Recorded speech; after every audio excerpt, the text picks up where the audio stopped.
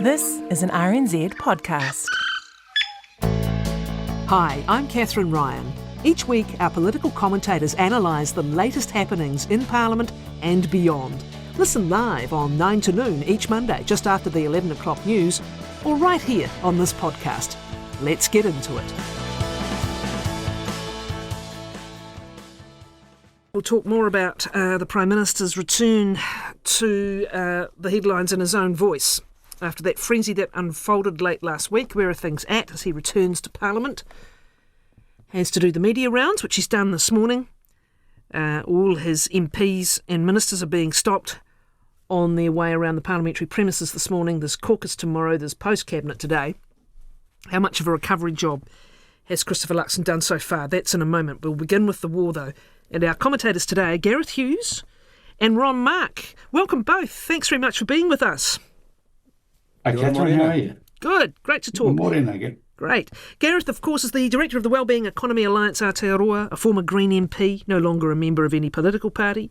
Ron Mark is a former Cabinet Minister and New Zealand First MP and Deputy Leader. He was the Mayor of Carterton from 2010 to 2014, then again from 2022 to 25. He's no longer an active member of any political party. Okay, let's talk about what is happening in the Middle East, and undoubtedly we'll end up talking about the Prime Minister's performance last week as well. The latest this morning of considerable interest to us, of course, is Australia considering a request from Gulf states for some kind of support in defending drones. They have anti-drone technology, some anti-drone technology, and in a defensive role only, but nonetheless this is going to be the subject of some debate, one imagines, in Australia. Gareth, what's your take of what's unfolded and implications?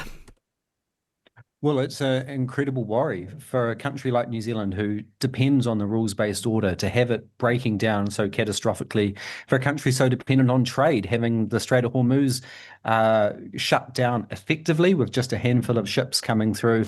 Another great worry.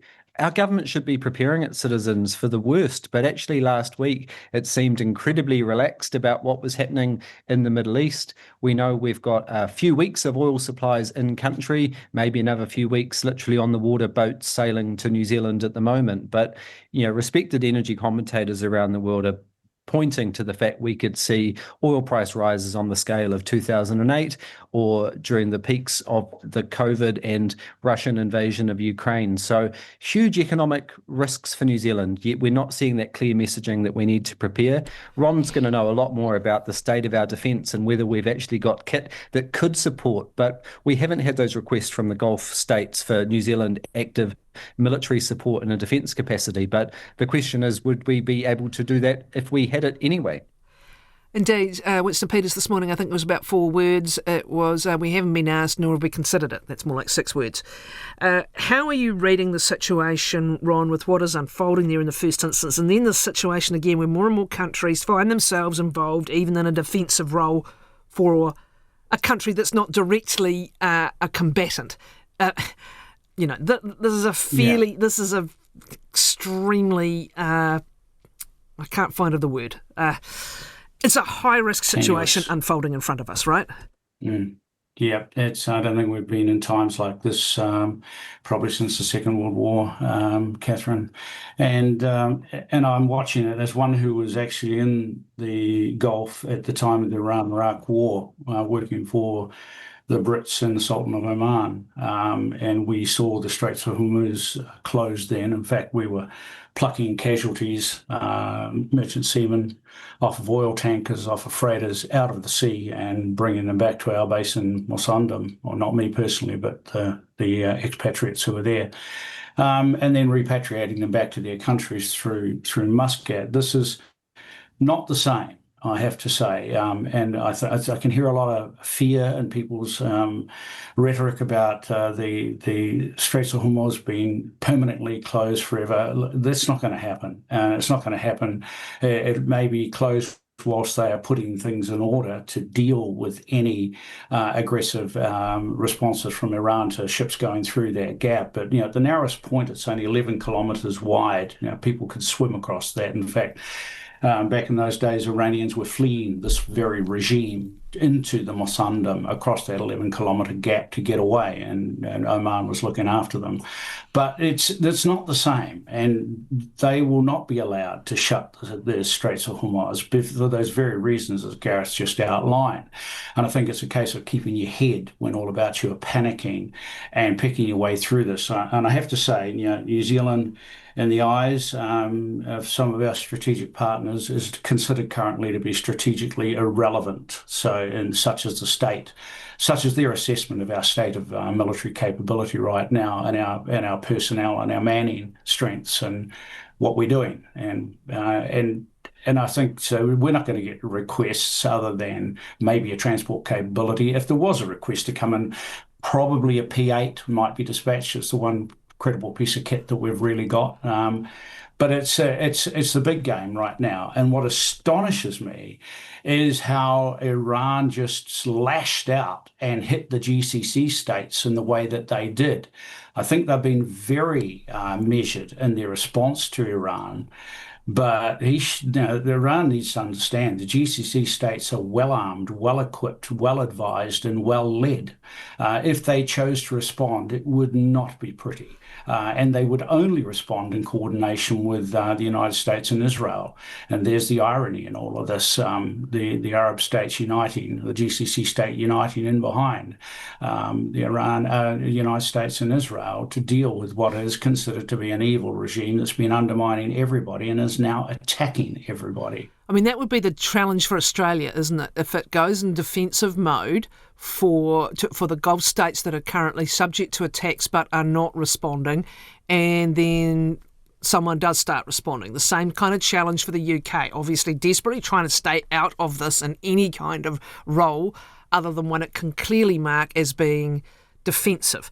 This is why it's so fraught, isn't it, Ron? It doesn't take much. Yeah, it is, but you've got to be prepared. I mean, no one can predict where things will move, but the only prediction I think you can really make is that when this is over, Iran's military capability will be thoroughly decimated, and they will not have the ability to threaten the world in a way and to actively attack the world through proxy organizations like Hezbollah and Hamas.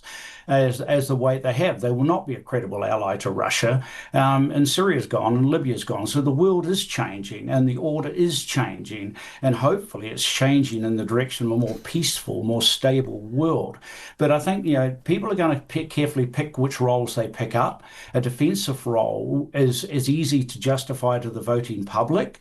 Every government out there has got one eye to what's strategically necessary, what's smart, what's good for national security, global security, but at the same time looking at, as we're seeing in the media right now with National and Luxon, with the same time with the eye to the polls. But those in opposition are going to take every opportunity they can to appeal to the hearts and the minds, and those who are stuck in government with the responsibility with the dealing with what other nations who are desperately trying to walk this tightrope are expecting New Zealand to say and do. And it's a very challenging space. And I got to say, it's a space where you don't want to have an inexperienced Minister of Foreign Affairs.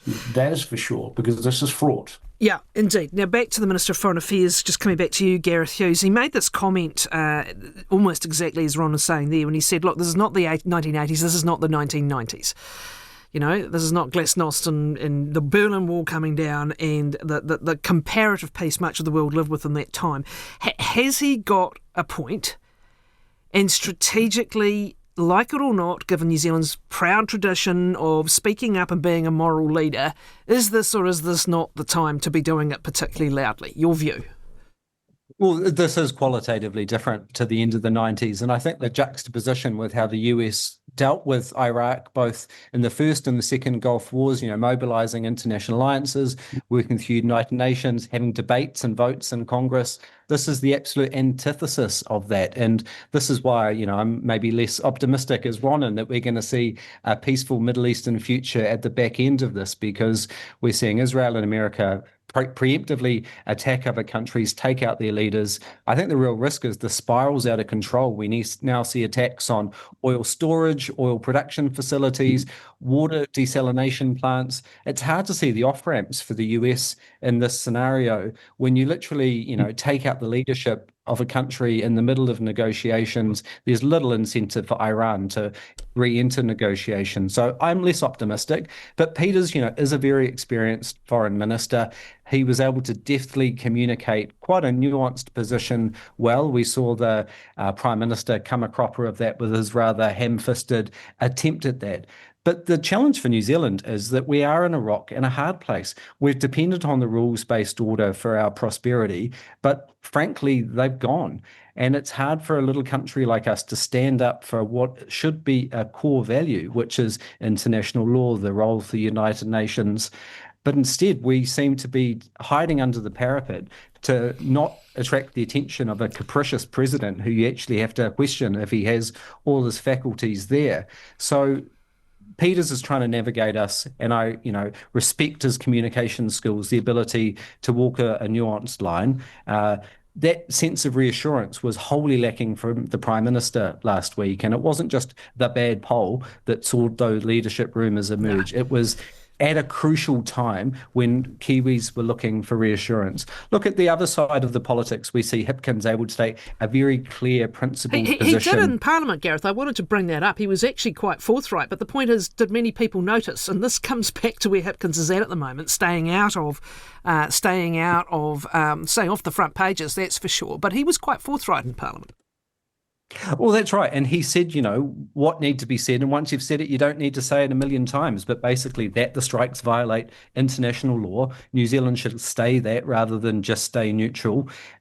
New Zealand should stand up for the international system of rules, and we should go further and explicitly oppose the bombing. Once you've said those clear things, there's no need to say it again. Yes, as we said, it wasn't exactly across all the front pages around the world, was it? All right, let's talk about this, because you're absolutely right about that poll.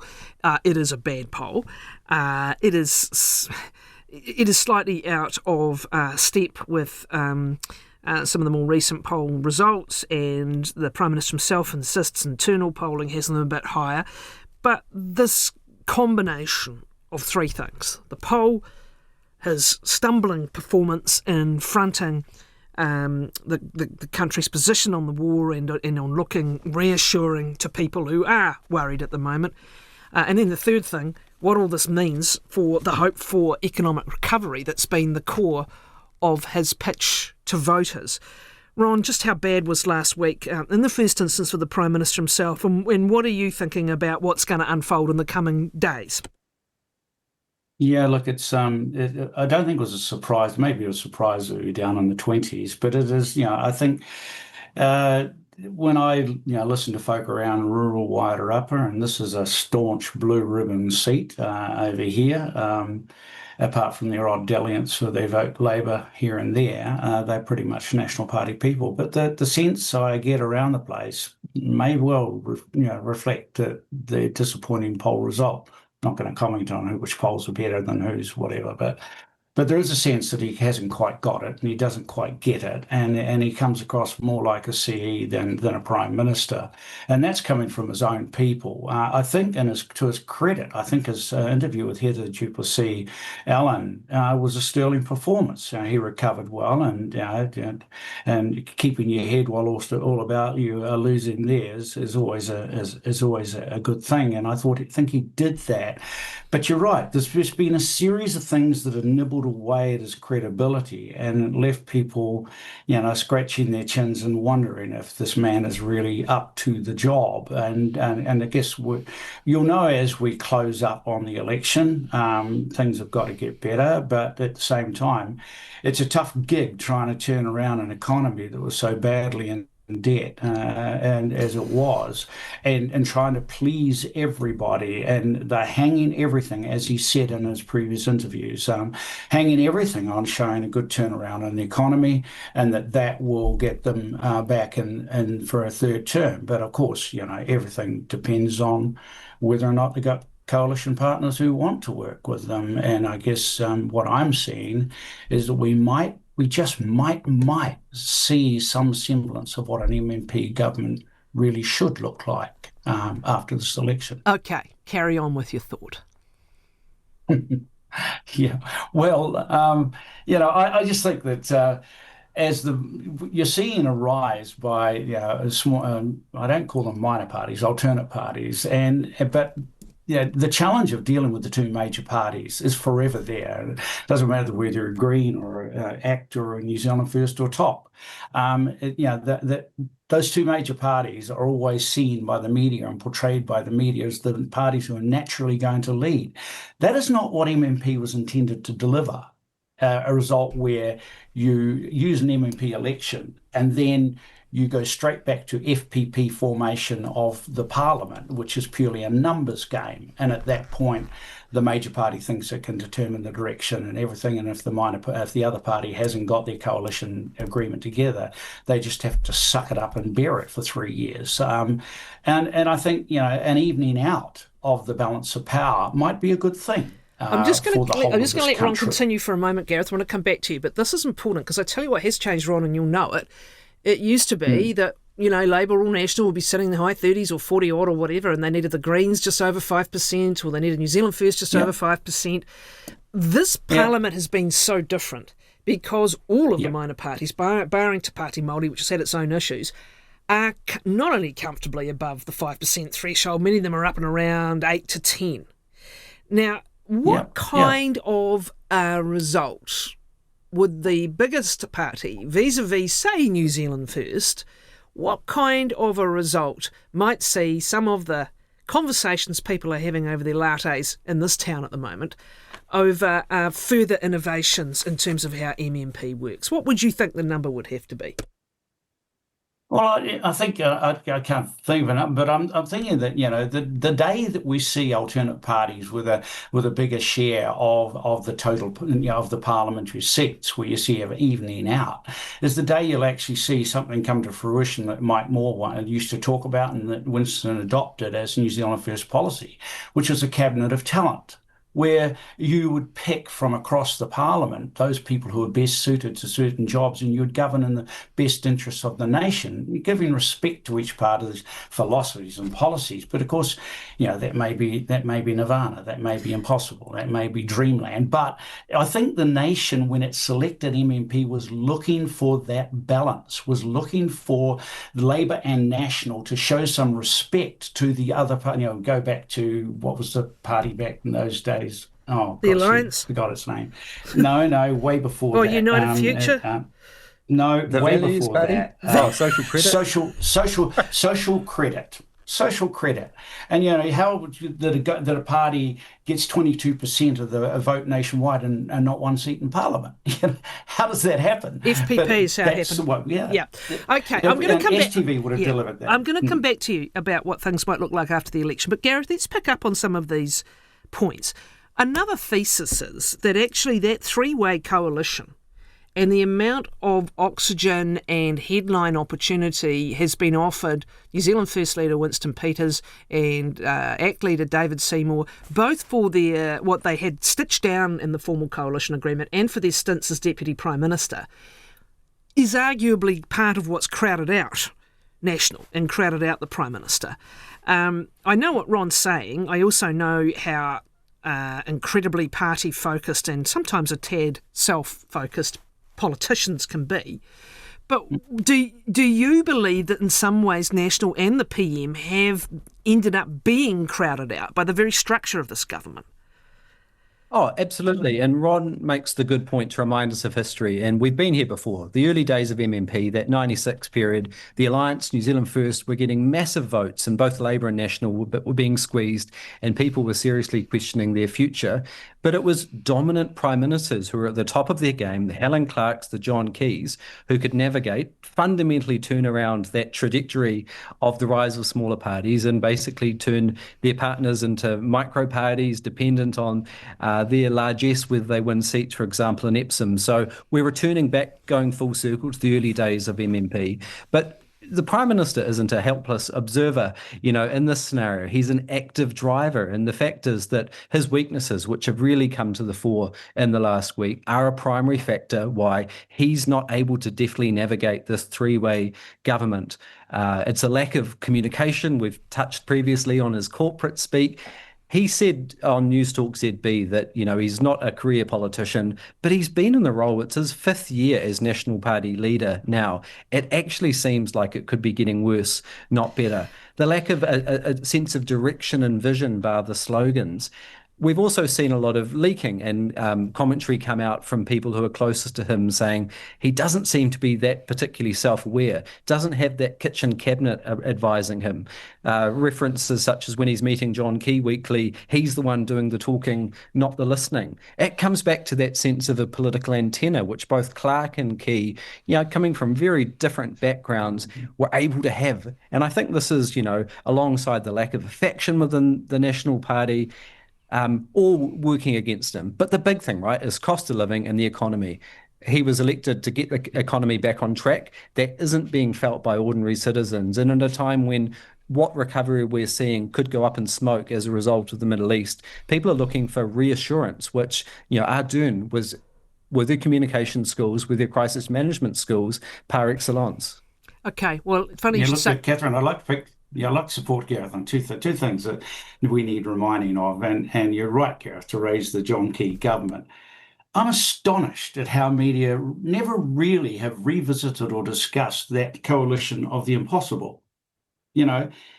Who would have ever imagined that a National Party Prime Minister could have brought together under one umbrella the Green Party, the Maori Party, the ACT Party, National and United Future? New Zealand First was out of government in 2020, but it was a 5-way deal which showed a degree of skill and ability to compromise and work with people and bring them together, as opposed to it left Labour totally isolated on the benches by themselves, with Greens signing up a memorandum of understanding and the others in some sort of confidence supply or coalition arrangement.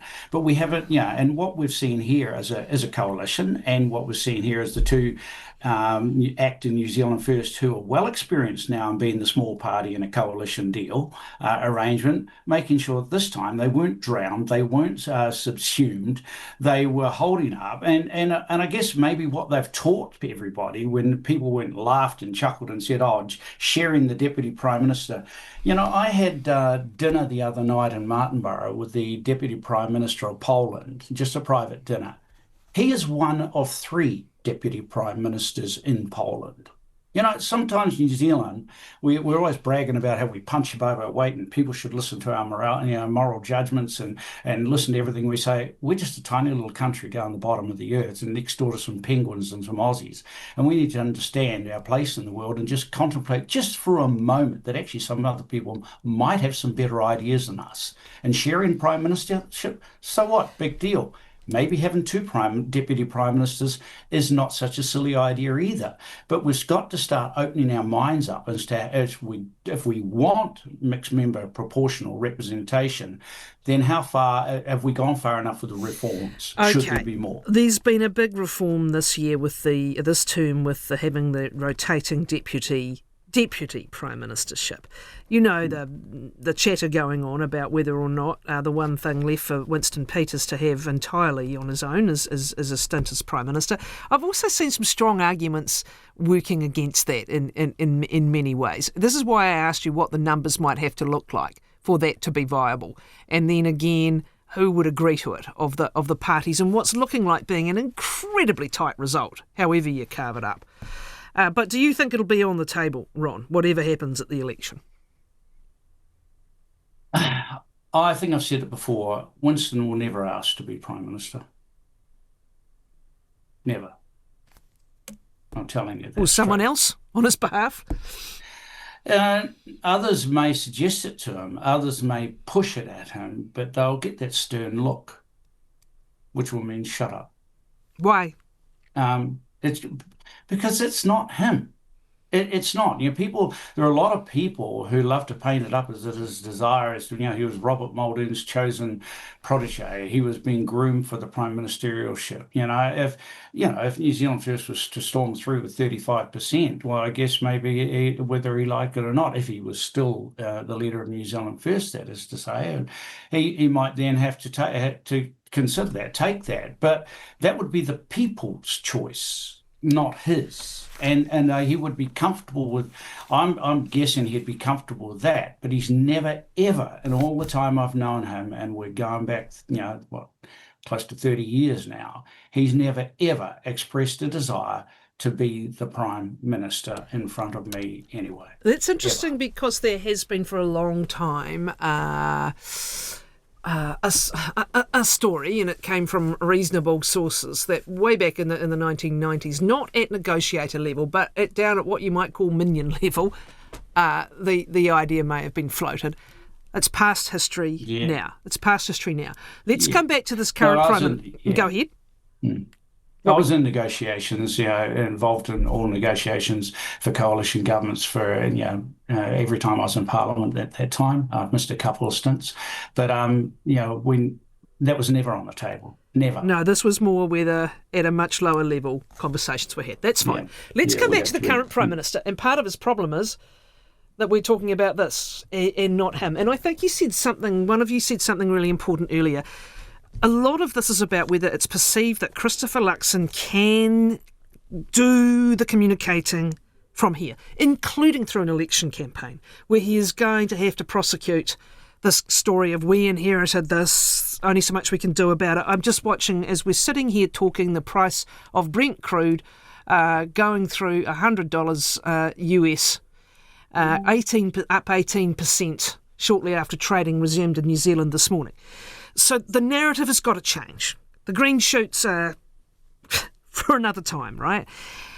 Is the question going to be for National whether he can show he can front all this and right through an election campaign, Gareth, or is it simply that he ain't going unless he chooses to go? What's your view? It's a tough one. Clearly, he's digging in and defensive. On Morning Report this morning, it was the short one-word answers.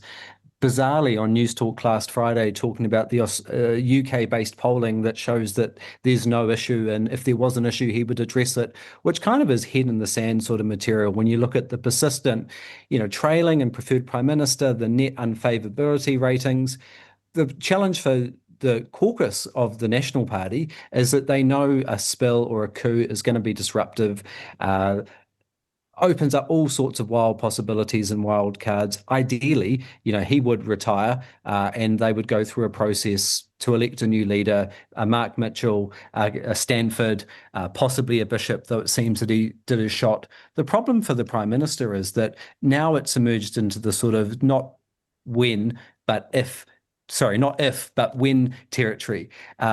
The polling hasn't improved over summer. Communication, as I said, seems to be actually getting worse. The economic headwinds are potentially turning into a tornado.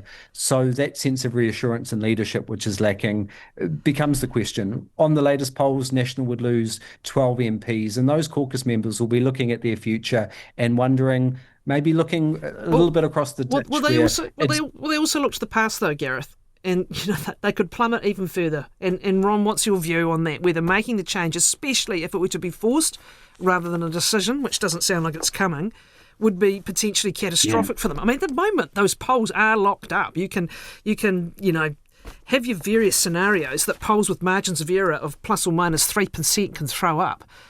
But the risk is they completely beggar it up, isn't it?